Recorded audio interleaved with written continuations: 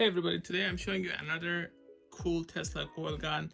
This has a 3D printed design and it has two knobs so you can adjust frequency and arc length. Very easy to assemble. You have to just attach it here. You have your discharge needle there and that's it. Just hold this and you can then play around. A battery version of this is also available. I personally prefer the wired version because I simply get tired of charging that. I have too many devices that have batteries and I just get tired of having to charge them all over and over. For demonstration, this is more than good enough.